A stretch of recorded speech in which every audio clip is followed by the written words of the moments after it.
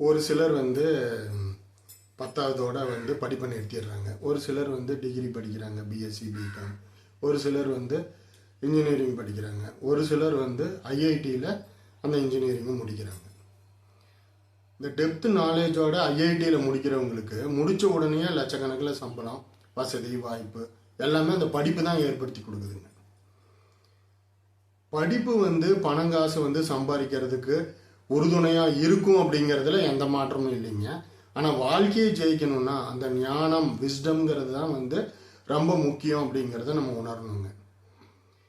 ஏன்னா வந்து பலாயிரம் கோடி வச்சிருக்கிறவங்கெல்லாம் எவ்வளவு பெரிய நிலையில இருந்தவங்களாம் கூட ஒன்றும் இல்லாமல் போனதை வந்து இந்த வரலாறும் பிரபஞ்சமும் நம்ம நிறையா சொல்லி கொடுத்துட்டு தான் இருக்குதுங்க.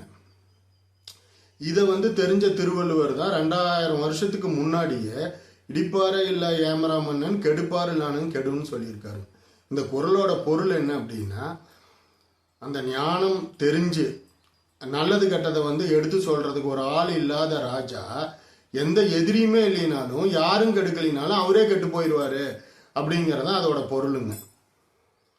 அப்போ அந்த ஞானங்கிறது வந்து பல லட்சம் கோடி வந்து தராத மன நிம்மதியை ஒன்றுமே இல்லாத அந்த ஞானம் வந்து கொடுத்துருங்க.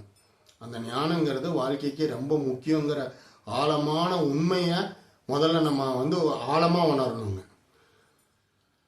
தட்டுங்கள் திறக்கப்படும், கேளுங்கள் கொடுக்கப்படும். அப்போ அந்த ஞானம் கிடைக்கணும்னா நம்ம தான் எஃபோர்ட்டை போடணும், அதுக்காக ஏங்கணும் அப்படிங்கிற வந்து அந்த எண்ணம் ஆழமாக இருக்கும்போது அந்த ஆன்மீக பாதையில் போகும்போது அந்த பாதை அற்புதமான பாதையாகவும் வெற்றிகரமான பாதையாகவும் கண்டிப்பாக அமையுங்க.